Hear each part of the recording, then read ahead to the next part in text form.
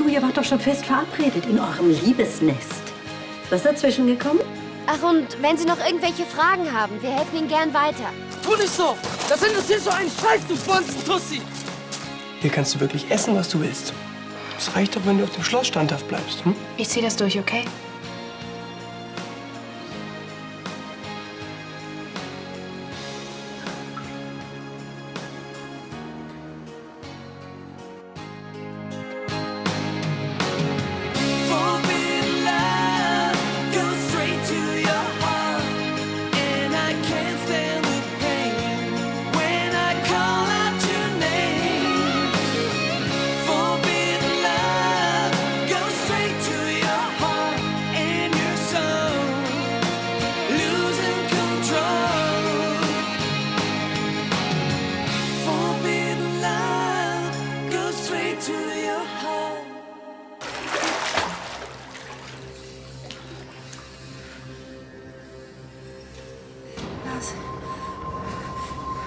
Also darfst du das jetzt nicht falsch verstehen. Was? Dass du hier mit einer anderen Frau? Bitte, ich kann dir das erklären. Seit wann läuft das schon? Seit damals? Seit diesen Porträtsitzungen? Wenn Sie bitte draußen warten würden, bis wir uns wieder angezogen haben, dann können wir das gerne klären. Wie bitte? Lars! Lars! Lars! Scheiße!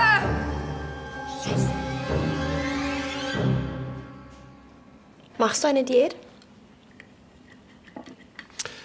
Die Revolution ist die Notwehr des Volkes, das sich in seinen heiligsten Rechten gekränkt fühlt. Sie befindet sich im Hungerstreik. Ach so. Gegen Krieg oder sowas? Viel schlimmer. Gegen den drohenden Internatsaufenthalt. Die Küche ist dort übrigens um Klassen schlechter. Ich würde zuschlagen, solange du noch hier bist. Ansgar, bitte. Nico möchte ihren Protest sichtbar machen. Sonst wäre er auch zwecklos. Nico, reicht mir bitte mal die Soße. Aber ja doch. Bitte um Entschuldigung, Herr Graf, aber es ist wirklich dringend.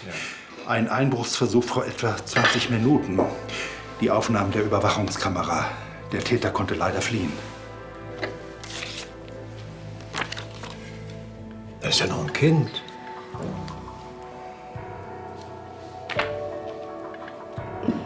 Das ist Moritz. Der Junge, der in die Jagdhütte eingebrochen ist. Ein Hungerstreik. Eine verrückte Idee. Danke. Hallo? Hört ihr mir überhaupt zu? Das ist keine Show. Nico ist total traurig, weil ihr Vater sie loswerden will. Die zieht das durch. Ich bin morgen sowieso im Schloss. Ich rede mit dem Grafen. Das darf auf keinen Fall die Runde machen. Vielleicht kannst du noch mal mit ihm reden. Bitte meld dich wann auch immer. Oder hinterlass mir die Nummer von deinem Hotel. Bitte, Bernd. Warum geht er denn nicht an sein verdammtes Handy? Ansgar ahnt doch ohnehin schon, dass an der ganzen Hochzeitsnummer mit Bernd was faul ist. Der braucht nur noch einen kleinen Wink. Ich hätte Lars sofort die Wahrheit sagen sollen. Und Lars, der wird das doch sofort rumerzählen, oder? Und mein Vater? Da will ich gar nicht dran denken. Am besten, ich pack schon mal die Koffer.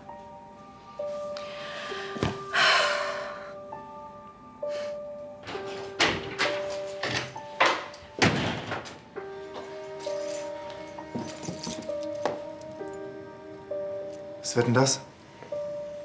Ich brenne mir das Hirn weg, das sieht man doch. Aha. Das klingt aber irgendwie nach nicht so einem guten Plan. Warum, wenn ich fragen darf? Ich würde das gerne fortsetzen.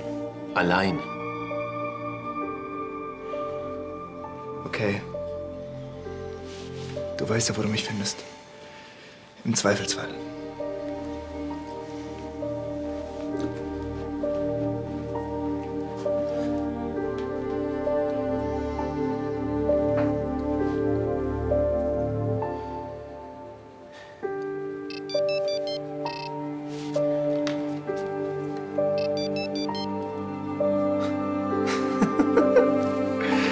Hanna.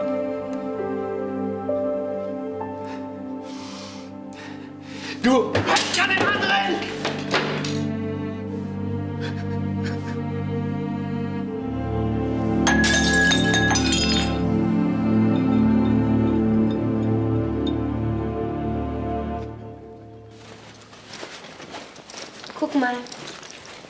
Deswegen war der Kleine hier. Den hast du immer noch? Hm. Ja, wolltest du ihn nicht ins Jugendheim zurückbringen lassen? Doch, das hat David auch versucht, aber Moritz war nicht mehr da. Abgehauen. Zum 4. Mal in diesem Monat. Ja. Es scheint ihm da nicht besonders gut zu gefallen. Er scheint ein Talent zum Ein- und Ausbrechen zu haben. Allerdings bezweifle ich, dass er nur wegen dieses alten Rucksacks hier bei uns war. Es kommt darauf an, welche Schätze sich darin befinden. Vielleicht die Beute seiner diversen Raubzüge? Oder irgendwelche persönlichen Sachen, die ihm wichtig sind. Ja, wenn dem so ist, hätte er doch klingeln können. Ja, klar, nachdem er in deine Jagdhütte eingebrochen ist. Kommst du? Gleich.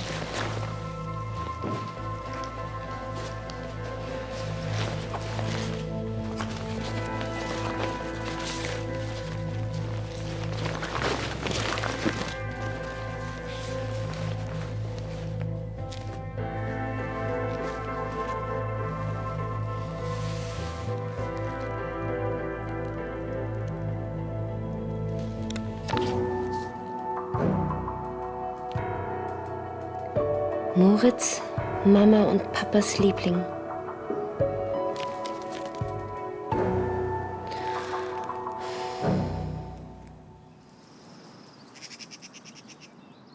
Guten Morgen, Herr Brandner. Graf Landstein. Schön, dass Sie da sind. Ich wollte Sie ohnehin sprechen. Dann trifft es sich ja. Herr Brandner, ich verstehe Ihren Ärger wegen Ryan Cosmetics. Zwar möchte ich die Entscheidung der Holding... Ich bin nicht deswegen hier. Nikos wegen bin ich hier. Das Internat. Ich halte Ihre Entscheidung für bedenklich. Meine anderen Kinder waren auch dort. Und ich wage zu behaupten, dass sie ohne nennenswerte Schäden davongekommen sind. Nico ist nicht wie andere. Und Ihre Erfahrungen in einem Heim haben Sie sehr empfindlich gemacht gegenüber Versuchen, Ihre Freiheit einzuschränken. Das weiß ich, Herr Brandner. Aber Nico verwechselt persönliche Freiheit leider allzu oft mit dem Glauben, alles haben zu können, was sie will. Und das ohne Rücksicht auf Verluste. Das kommt mir bekannt vor. Herr Brandner, glauben Sie mir, ich handle nicht aus aristokratischen, verstaubten Motiven. Nico hat schwerwiegende schulische Probleme. Und sich dort in eine Gemeinschaft einzufügen, das wird ihr gut tun. Ja, natürlich, ich verstehe. Aber sehen Sie, Nico möchte bei ihrem Vater bleiben. Das, was Sie vielleicht als pubertäre Revolte abtun, ist ein Zeichen von Zuneigung zu Ihnen, Graf Landstein. Ein bisschen Respekt der Familie gegenüber wäre da angemessener für eine 17-Jährige, meinen Sie nicht auch? Ich weiß nur, dass Nico nun hungert. Und ich bitte Sie inständig, das ernst zu nehmen. Ihr angeborener Starrsinn lässt Sie so etwas durchziehen, in aller Konsequenz. Wollen Sie das verantworten?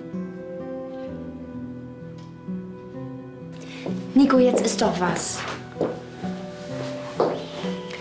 Ich habe ja versucht, mit ihm zu reden, aber er ist überzeugt davon, dass das Internat das absolut Beste für dich ist. Der hat doch überhaupt gar keine Ahnung. Naja, ein Internat ist ja kein Heim. Ja, schon klar. Da gibt es keine Straßenkinder. Aber trotzdem bist du da eingesperrt und wirst nur rumkommandiert. Gab's im Heim denn viele Straßenkinder? Was glaubst du denn, wo du landest, wenn sie dich auf der Straße aufgabeln?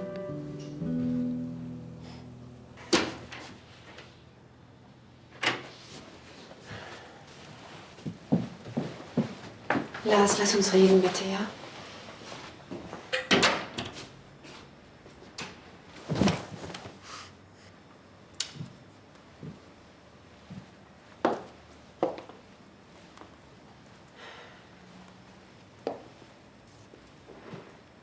Hey, ich wollte nicht, dass du es so erfährst.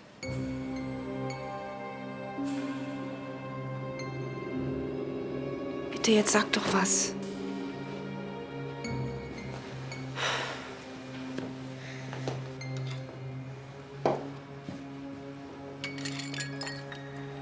Lass das.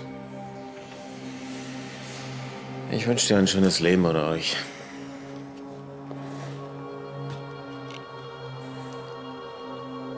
Lars, ich hasse mich dafür, dass ich gelogen habe. Carla hatte einfach Angst, dass es rauskommt. Dass es rauskommt? Hast du sie eigentlich bekehrt oder sie dich? Nein, sie weiß es schon lange. Weißt du, für Carla ist das ziemlich hart. Ihr Vater würde das nicht verstehen. Entschuldige, für sie ist das hart? Lars, ich weiß, du bist total verletzt. Es tut mir auch so leid. Ich hoffe, ich kann dir das irgendwann mal erklären. Ich wäre dir sehr dankbar, wenn du mit niemandem drüber sprichst. Deswegen bist du hier. Von wegen, es tut dir leid. Du hast nur Angst, dass deine Liebste Ärger kriegt. Ich bin dir scheißegal. Das stimmt überhaupt nicht. Glaubst du, ich liege hier die ganze Zeit rum und fresse meinen Frust in mich rein? Vergiss es! Ich erzähle das, wem ich will. Und wenn es mir hilft, der ganzen Welt. Für mich ist das nämlich auch ziemlich hart. Und jetzt raus hier! Nein, Lars. Verschwinde! Raus!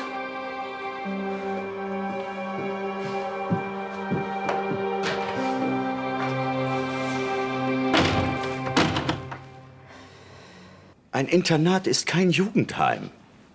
Außerdem gibt es ja Gründe für die Entscheidung, wie ich höre. Pädagogische. Pädagogisch. In dem Punkt herrscht hier vollkommenes Mittelalter. Ach, und deine Hungerrevolte, ist das zeitgemäß? Ich glaube nicht, dass ein Graf Lahnstein sich dadurch nötigen lässt. Dein Körper übrigens auch nicht. Was du ihm antust, ist lebensgefährlich. Was soll ich denn bitte sonst machen, damit er das einsieht? Wie wär's vielleicht mit Argumenten? Einem Kompromiss? Im Hause Lahnstein wird nicht diskutiert. Sturheit scheint jedenfalls in der Familie zu liegen. Ach, Nico. Du wusstest doch, wie schwierig es wird. Ein neues Leben mit neuen Regeln. Manu, ich lass mich doch nicht einsperren. Überleg doch mal, ich mit so reichen Püppchen auf so einer Schnöselalm. Und das mit den Regeln, das gilt genauso für ihn. Und wenn ich dafür hungern muss, damit er das endlich kapiert.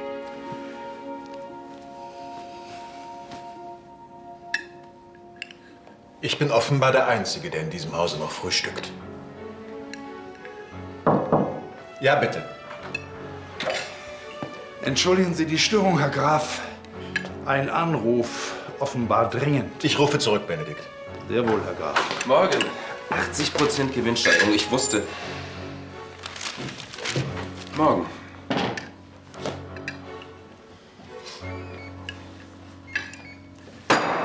Eine halbe Stunde in Ruhe morgens gemeinsam frühstücken. Ist das wirklich zu viel verlangt?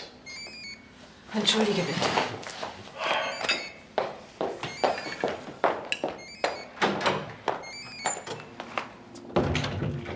Hanna, und? Oh, Carla, er war so wütend. Ich kann ihn auch noch verstehen. Ist er denn trotzdem einverstanden mit unserer Bitte? Scheiße.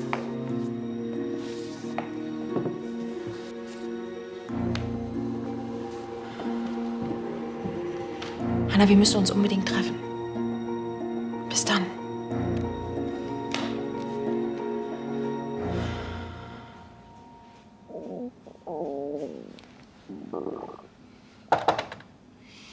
Ja.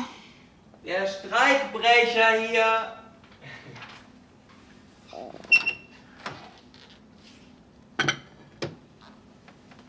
Iss mich! Bitte iss mich, Nico! Ich habe mir gedacht, du könntest ein paar Gegenargumente vertragen. Und tschüss.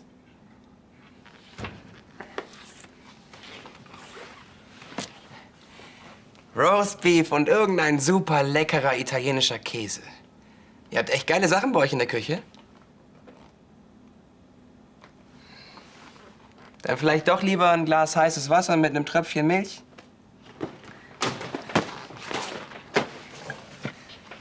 Auch gut.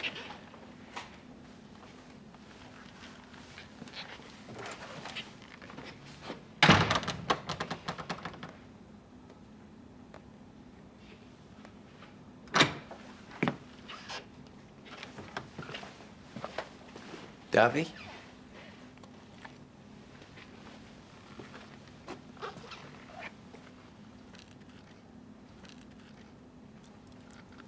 Mm.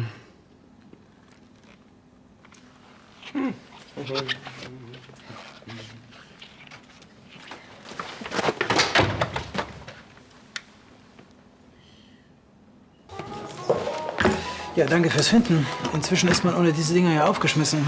Gibt's denn keine Münztelefone in Moskau? Doch. Sehen sogar ganz hübsch aus. Ich möchte dann zahlen, bitte. Sie haben 5 neue Nachrichten. Erste neue Nachricht. Carla hier. Bernd, Katastrophe. Ich weiß, es ist nicht gerade feinfühlig, dir das auf die Mailbox zu sprechen, aber Lars Schneider hat mich mit einer Frau erwischt. Hallo Angelo, ist David irgendwo in der Nähe? Tut mir leid, er ist unterwegs mit ihrer Schwester. Weiß nicht, Shopping, Museum, keine Ahnung, eins von beiden. Es ist Hanna. Hanna Nowak. Du weißt schon, seine Freundin. Das darf nicht die Runde machen. Vielleicht kannst du ja mit ihm reden. Bitte melde dich, wann auch immer. Oder hinterlass mir die Nummer von deinem Hotel. Bitte, Bernd.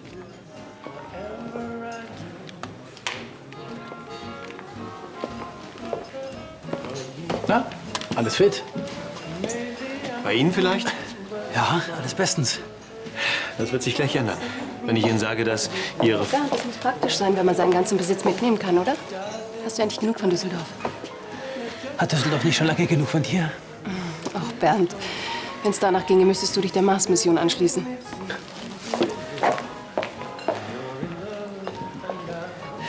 So, wo waren wir stehen geblieben?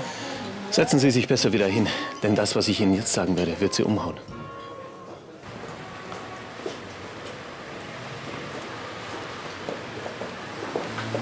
Sorry, Lady, hast du vielleicht einen Euro für uns am Start?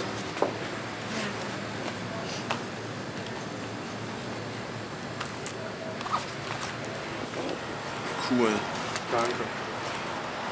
Vielleicht könnt ihr mir helfen. Ich suche einen Jungen, ungefähr 15 Jahre. So klein, dunkle Augen. Moritz. Moritz. Haben wir nicht. Kriegen wir auch nicht wieder rein. Seid ihr sicher? Hier, das ist er. Tja. Aber nicht für einen Euro. Okay.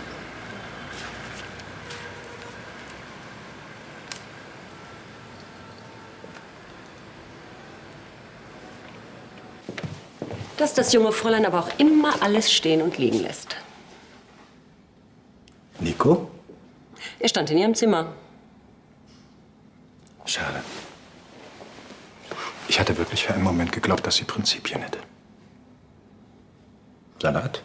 Ein Sandwich, wenn mich mein Gedächtnis nicht im Stich lässt.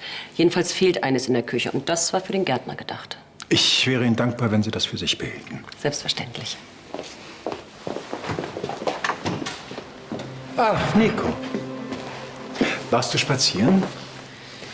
Nachdenken. Und? Bist du zu einem Ergebnis gekommen? Ja. Du könntest dir zum Beispiel anhören, wieso ich nicht auf dieses Internat möchte. Die Gründe sind mir bekannt. Ebenso wie dir die meinen. Also ich sehe da keinen Diskussionsbedarf. Gut. War ja auch nur ein Angebot. Dann bleibt eben alles, wie es ist. Ich vermute, das ist als Drohung gemeint. Ach, wirst du heute Abend mit uns essen? Nein. Aber uns freundlicherweise Gesellschaft leisten. Freundlicherweise. Ja. Nico, wenn ich schlechtes Theater sehen will, fahre ich in die Provinz. Ich lasse mich von deiner Show ebenso wenig beeindrucken wie Herr Marx. Was für eine Show? Wir sehen uns beim Essen. Und bring ein bisschen Appetit mit.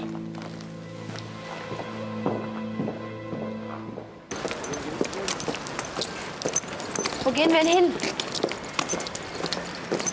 Ich habe euch was gefragt. Ja, ist ja gut jetzt. Sekunde mal eben, ja. Hör mal, wir haben eine Abmachung. 2 Krauser und 2 Bier, bitte.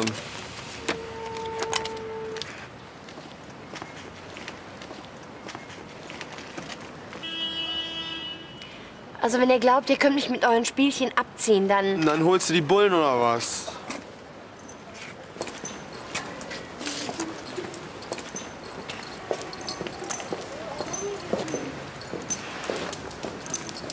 Ist nicht mehr weit. Da vorne wirst du deinen Bastian schon finden. Wieso Bastian? Er heißt Moritz. Bastian, Moritz. Kein Plan, wie die Typen alle heißen. Ihr kennt ihn gar nicht, oder? Klar kennen wir den. Klein, 15, braune Augen, was du gesagt hast. Der Typ auf dem Foto. Mach dich mal locker, Alter. Das geht schon klar. Sie hat Schiss, dass wir so verarschen. Nee, Quatsch, kein Problem. Wir kennen die Kids alle. Keine Angst. Da vorne links und der steht das Haus. Wir warten hier. Da sind Glatzen, du verstehst schon. Einfach so.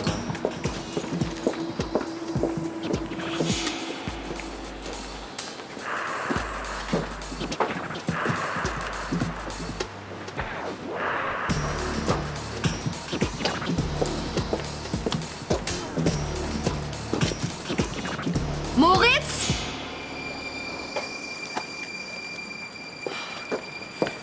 Also wenn ihr mich linken wollt, dann...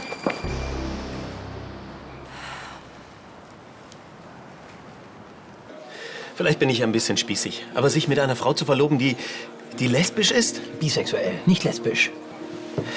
Ja, sie mag Männer. Carla mag mich sehr. Und ich liebe sie.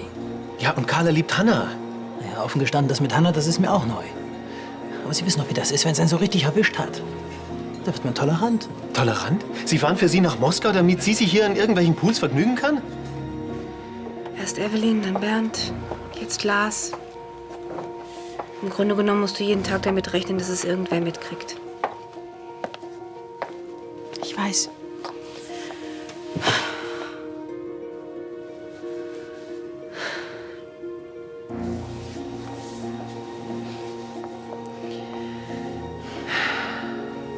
Eine Möglichkeit gibt es. Ich verstehe doch Ihren Ärger, aber was hilft es denn, wenn Sie noch andere unglücklich machen? Das ist mir auf gut Deutsch scheißegal. Aber wenn Sie mir zuliebe schweigen, Sie sind mir immerhin noch was schuldig. Bitte? Ja, damals, beim Rechtsstreit um Beatrice Testament, da war Ihre Argumentation nicht gerade von Vorteil für mich. Ja, und dank meiner Verbindung zum Hause Lahnstein bekomme ich vielleicht bei Beinbruch und Media noch eine zweite Chance. Also nochmal sollen Sie mich nicht enttäuschen, Herr Schneider. Nochmal nicht. Wollen Sie mich erpressen? Was denkst du? Du hast recht. Es ist Zeit, in die Offensive zu gehen. Irgendwann werden Sie es sowieso erfahren. Auch wenn ich meinen Vater dadurch verliere. Er soll es wenigstens von mir erfahren. Ich werde es ihm sagen.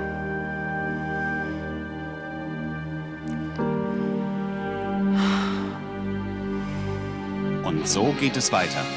Man tönt von gemeinsamer Zukunft, Zusammenziehen und großer Liebe. Und dann trifft man sich heimlich mit... Was ist das deiner Meinung nach? Betrug ist das. Lug und Betrug. Ich schlage vor, ich gehe jetzt besser. Und ich schlage vor, du lässt jetzt mal die Kohle rüberwachsen.